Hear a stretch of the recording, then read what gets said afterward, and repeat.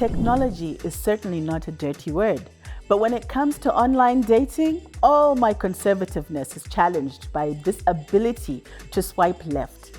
Or is it right? I don't know. And possibly find the love of my life, at least for that moment. So I'm embarking on this journey of discovery, a journey that will take me into the very depths of cyber relationships, love online, and the possibility of finding my future mkwasha. This is for me following the white rabbit into the matrix.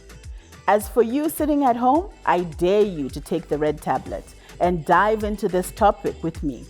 If this isn't your cup of tea, kindly take the blue tablet and we will erase your memory of any concept of online dating. Joining me today is my fearless niece, Tafadzwa Pamela Nyandoro, who is rising to the challenge and is willing to openly, honestly talk to me about online dating.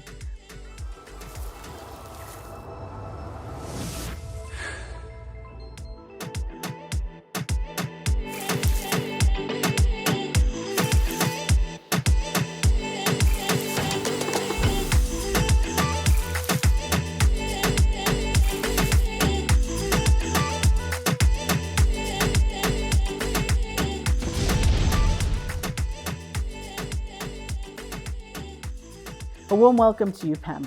Definitely a warm welcome after that introduction.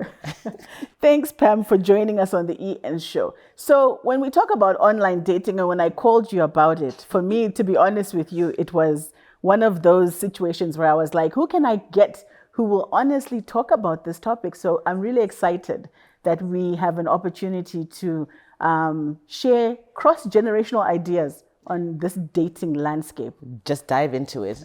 Wonderful. So I'm gonna paint a picture. Mm-hmm. This is how we grew up dating. Right. Don't laugh. Too late.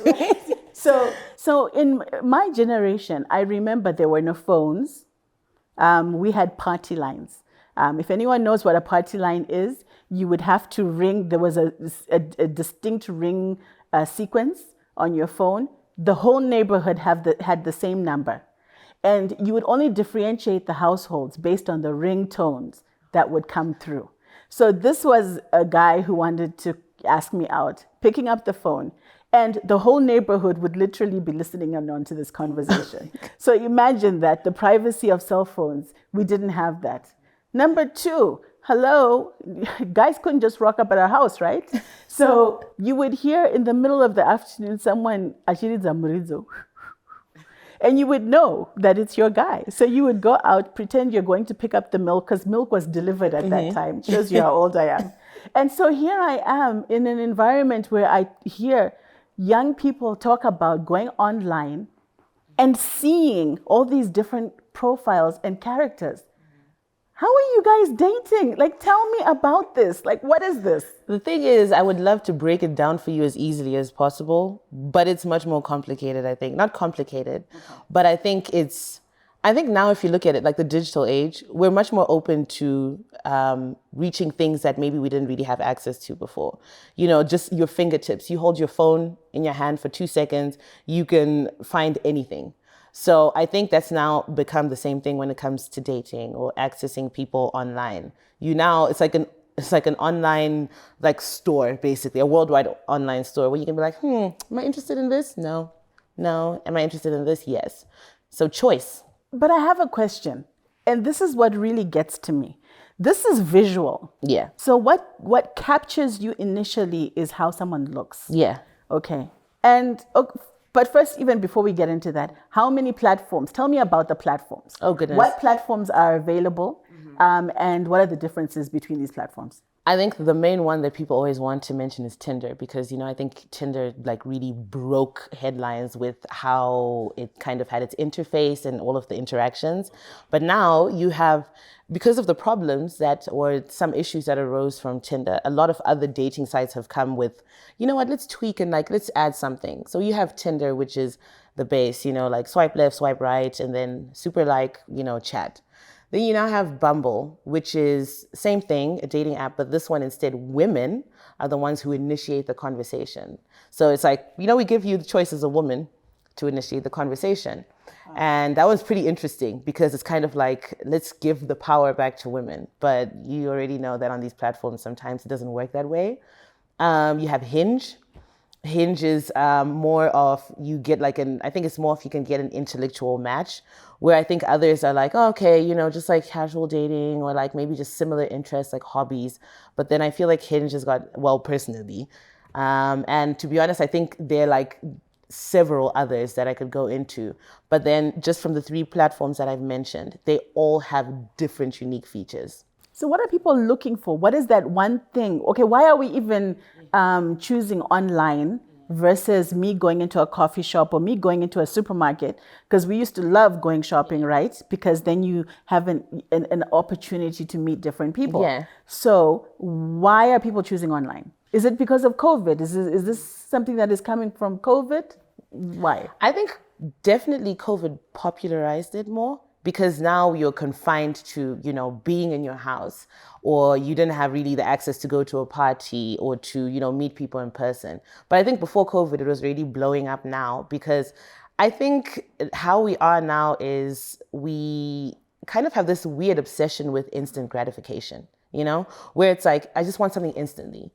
And sometimes it's like, oh, I want someone to make me laugh, or I want someone to have dinner with, or, all these different kind of aspects. So it's like, I'm not going to lie. It's kind of like there's a good part to it, but there's a bad thing in which, you might look for different features in different people. You don't really give it the chance of, let me see if this one person has all these things.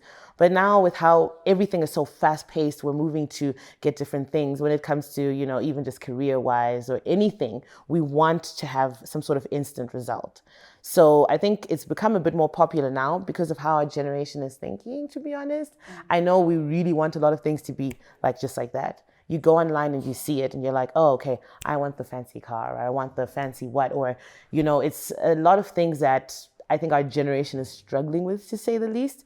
So I guess online dating is not bad at all, but I think I'm just trying to look at like both sides here, where it's like a lot of people just want that thing. And also there are also people who are just really busy.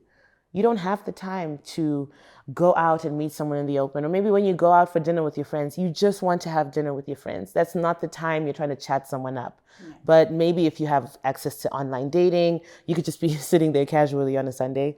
Yes, this is what we're doing on the Lord's Day. And you're just swiping away. So that's what it's changed. Let me tell you, I tried to go on Tinder. First of all, everyone told me I mustn't create a profile for reputational issues. And then so I went on someone else's profile. And for me, the experience was like so strange.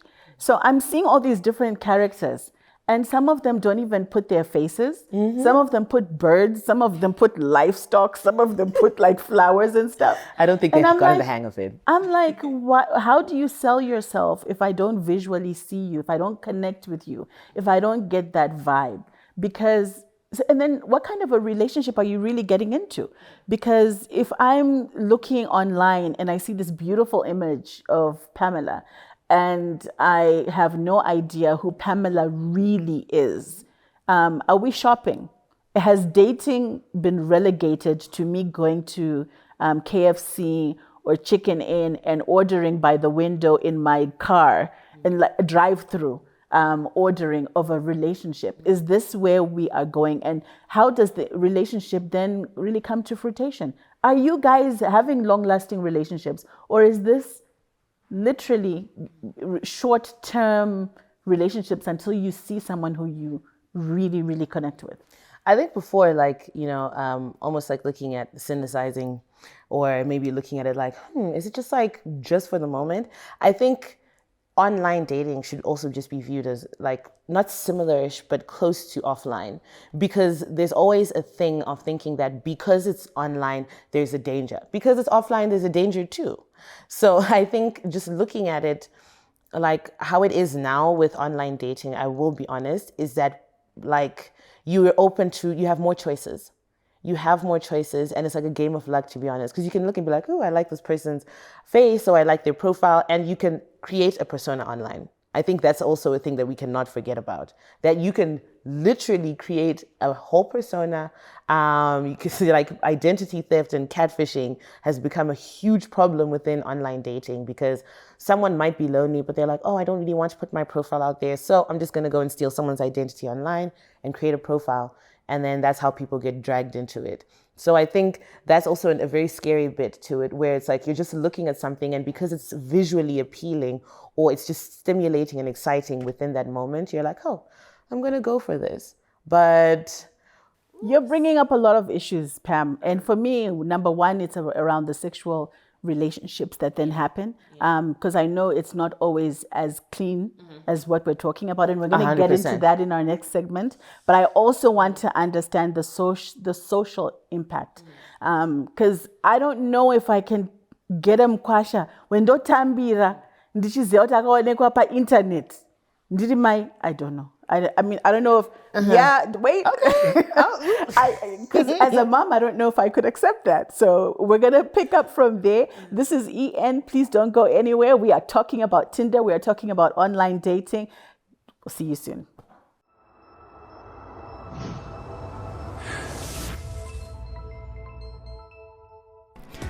I dance for a living, not an orthodox career. My name is Sean Mambere. I'm an award-winning dance choreographer. Well, I've built a brand from dancing, and I earn money too. The internet has made my life easy and so much fun.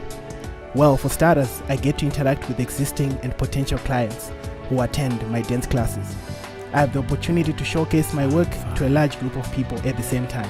Who wouldn't want that for their business? Dancing is my life, and I need something that helps me grow and network with people in my field of work. I have won numerous awards from the work that I do, and I'm proud of myself. If it wasn't for the internet, I highly doubt anyone would know me. The broadband has helped me learn, grow, and enjoy what I do. I am living in the moment. Are you?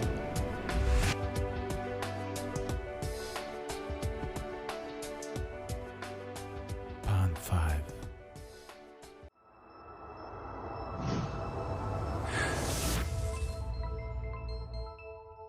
Welcome back to the EN show. So I am with Pamela Nyandoro, and we're talking about Tinder, online dating.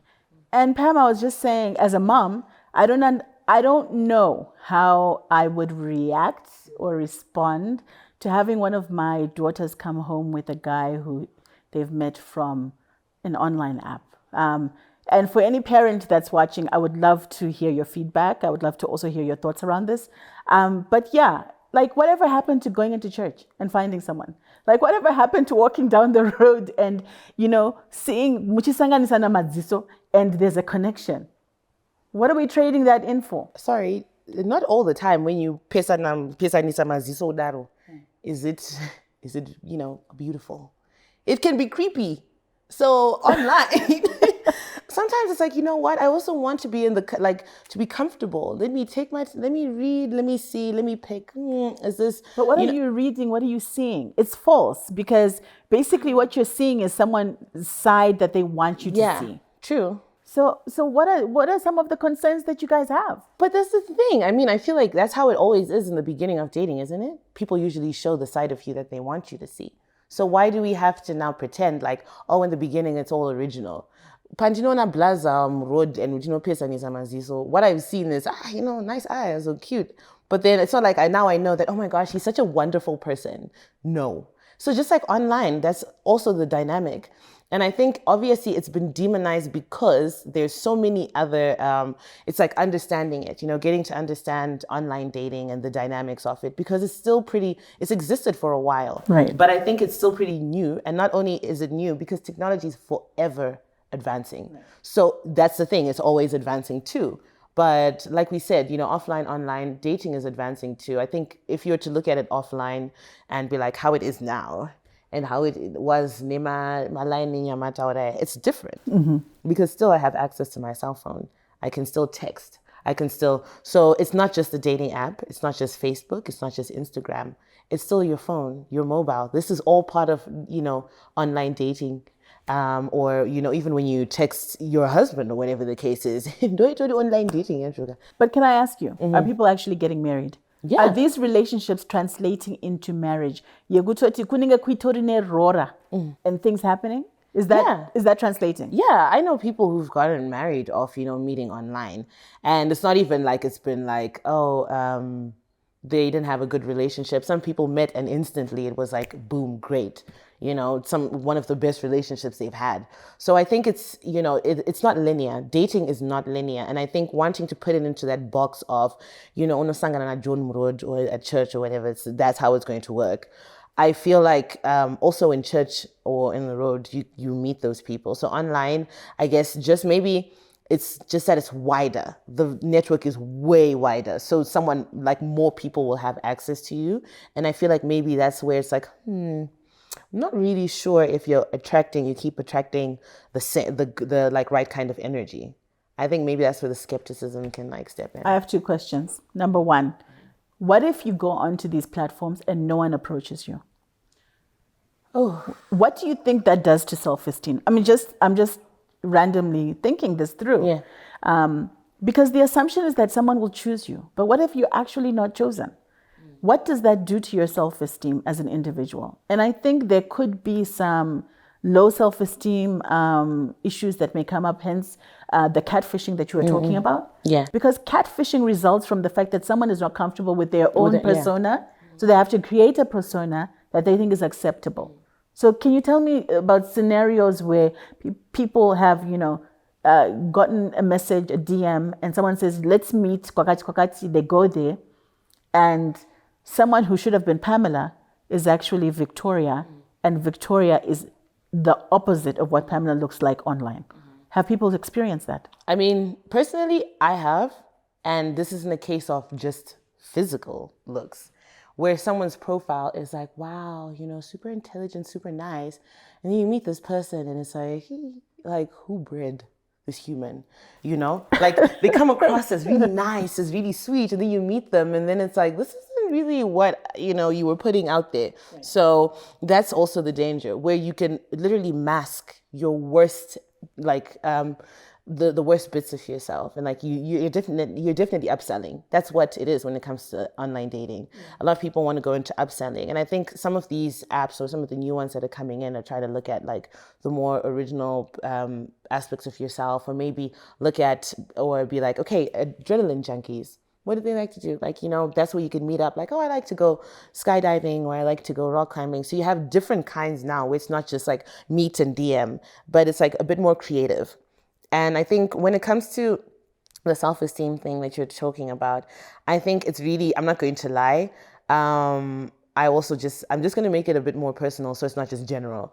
But there've been times when I've also been online, where I was online, and there you see the kind of people who are like liking you, or like you're like, Naomi, is this really the person who I'm attracting? Like, how? And like, it's even frustrating because you're like, oh, the guy who I thought was interesting, like, he's not attracted to you. Match Kanachi, you know? So it kind of has you saying like, maybe I should tweak my profile. And definitely you get into the temptation of wanting to be like, okay, maybe the profile maybe it's not really doing the things that it's meant to do. Right. And that's the thing where you now get trapped into this thing of wanting to continuously change, or be like, let me show this side of myself or whatever. I think that's a bit exhausting. That's a bit of the exhausting bit where it's like you want to try to get the like right attention, and it's like, but what is the right attention? So we were talking before, when we were briefing each other on this topic. You were mentioning the fact that there's so much social pressure on social media to be perfect. It is a perfect life. You have to have the perfect partner.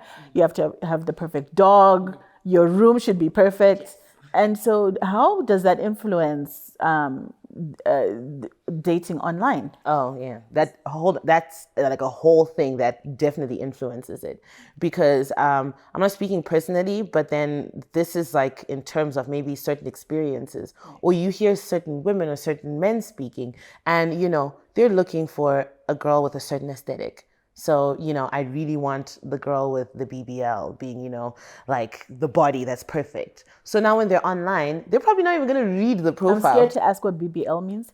I don't know, but go ahead. Yeah, I will explain this after. All right. But yes, it's like basically perfect proportions. Right. So, you'll have someone who wants someone who looks like that. Or there's a girl who's like, you know what, I want the guy who can take me on the trips and who drives a fancy car. So that's the thing that's now, so like you're now falling in love with people's aesthetics instead of who they are, or getting to know people. Yeah. And I think that's one of the frustrations that I had when it came to online dating, because it's like, okay, I know the kind of character that I am, and maybe actually it's not for me, because it's like I've tried, and it's like, no, because you get a lot of the stuff where it's, you meet this person and then like, it's like, okay, fine, I've tried it on, let me try the next person. And you can end up falling into a pit of being a serial dater. Yeah. Because it's just like, you're not finding what you want, or what you want is changing because what you thought you wanted isn't what you want. So now you want something else. So everyone literally on online dating is hunting. No one is the prey because you're all hunting each other.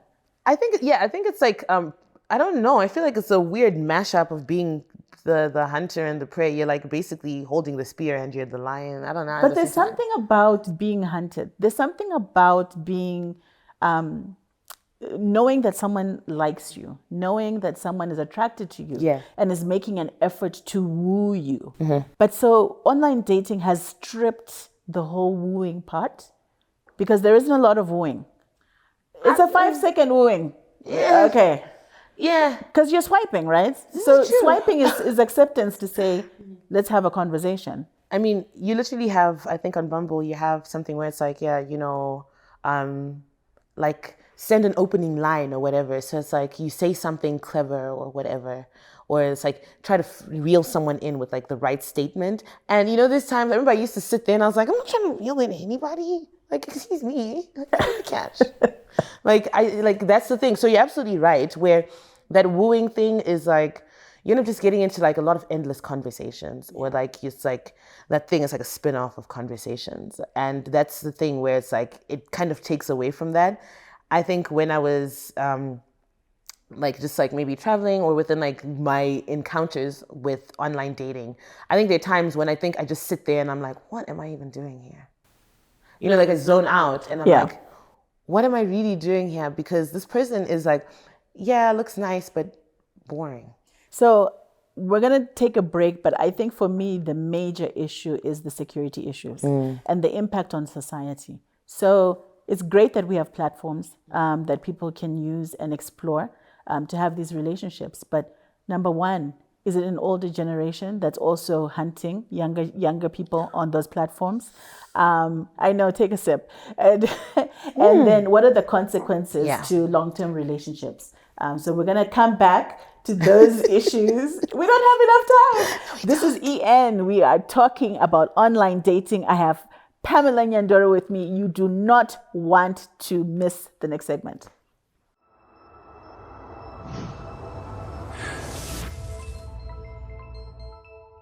I need a hero. Ooh, yeah. I need a hero today. That's right. Talco, always connected. There for you more than any other. Saves the day, keeps me connected. It's my hero. Talco. Your business to your hoe. I got it all selected. Faster than a bullet. Keeping you connected. Don't worry about a buffer. Life's speeding like no other. All the time, anytime, anywhere. It's velocity.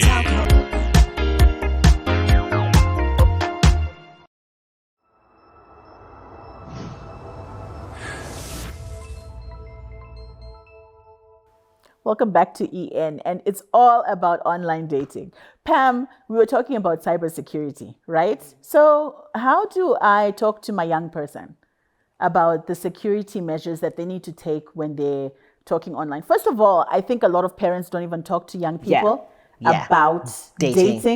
Which I know you're like really wanting to talk about. I'm here like, So go ahead. On that one, I think first things first, I would like to believe that before you can even talk about like cyber dating or dating online or dating apps, you need to actually just speak about dating, because there's no way you're going to jump into the cyber bit before you've spoken about the dating aspect. And I think there needs to be comfortable conversations around that topic of, okay, this is how, like maybe dating insecurities, because there's like dating offline is not exempt from its own like things that you're like, you need to be secure or you need to take care of yourself when it comes to this. Those also exist.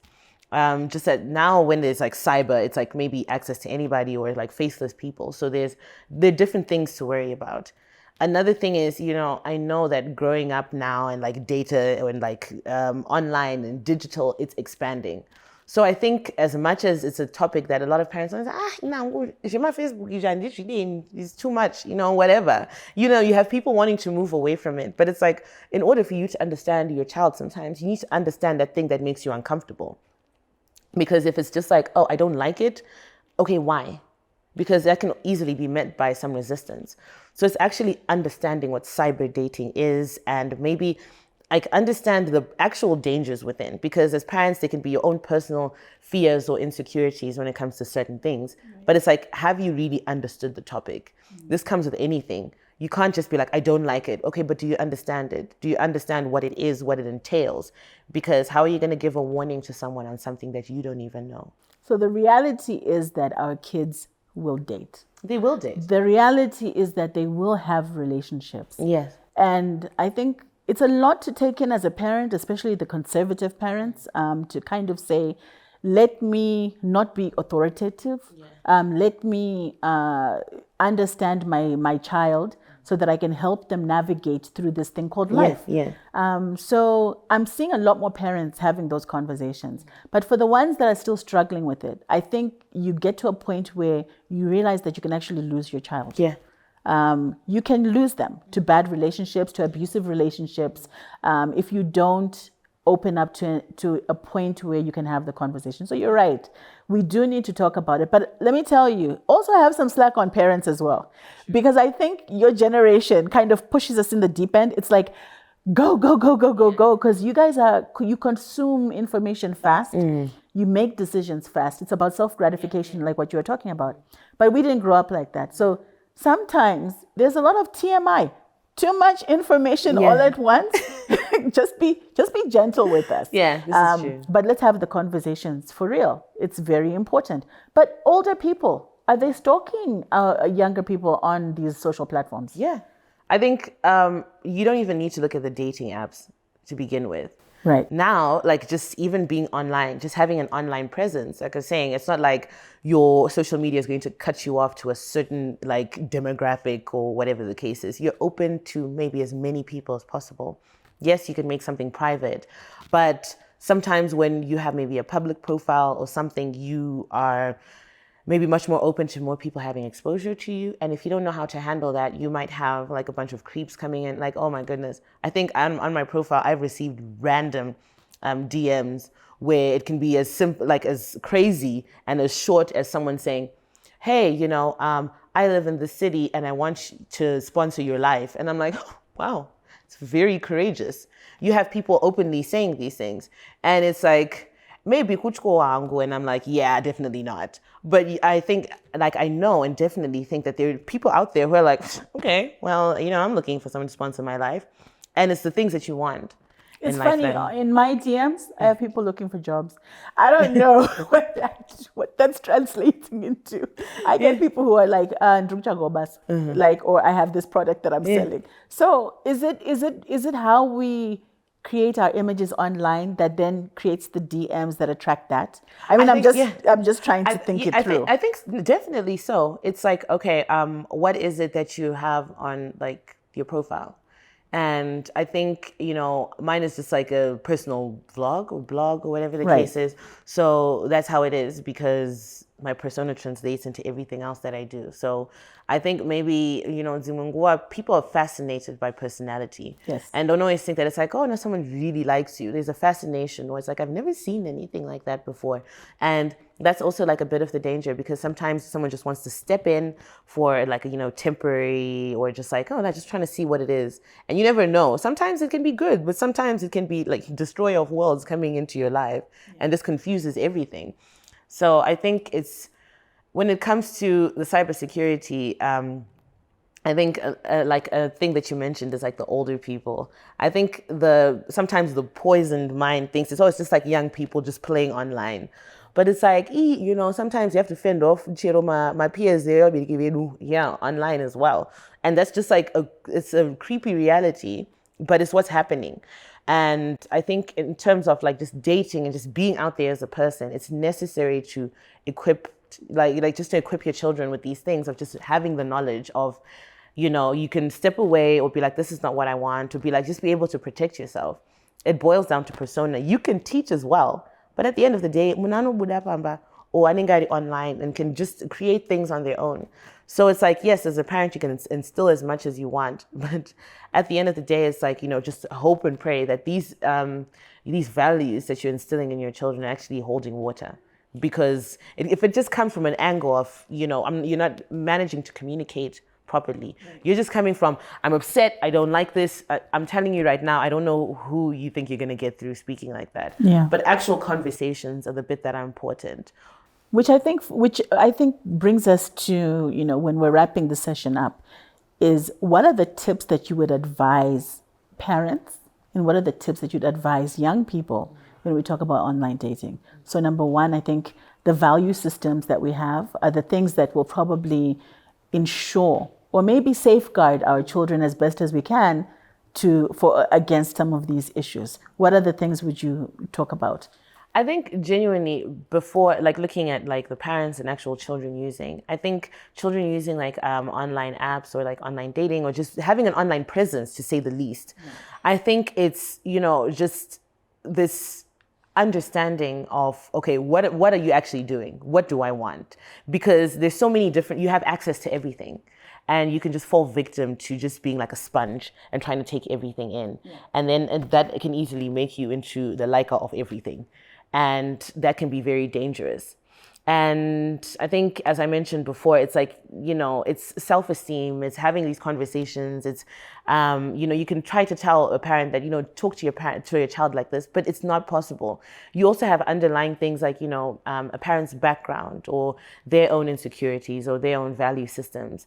But I think more than anything, in order to have the conversation, there needs to be an openness of accepting that, Mwanangu is, my child is growing or my child is going to do this, but I can't stop it. So how can I at least protect them or warn them within that? Or equip them. Yeah. So just being I need to stop you from doing this can easily turn sour and lead to this whole spiral of rebellion and trying to prove a point. I've always known that, once you say no is translated always into yes. Do it. Even if people know that it's not the right thing to do, it always translates negatively. But I think there's even a bigger lesson for the young ones as well. Don't get caught up in the social pressure of online. Yeah. And I think we are losing a lot of our young people because there's so much pressure. Mm-hmm. And what is that making the individual when they grow up? It's making them into more of a, someone who is struggling with self-assurance, someone who is not confident, and someone who really struggles with their own persona. Yeah. And even when they're by themselves, they don't even know who they are anymore. Exactly. So I think there's a lot, but this brings us to the end of the EN show. Clearly, heartbreak. We should have had this over 2 sessions. And I just wanted to say thank you so much, Pamela, for being on the show. I know that you are there, you have a lot of experience, and I hope that someone who's watching the show will actually learn something from it and start a conversation in their houses about online dating. So thank you so much for being on the show. Thank you for having me. Great. This is EN, and we are talking online dating. I'm with Pamela Nyandoro, and this is us signing off and saying, sending love and light your way.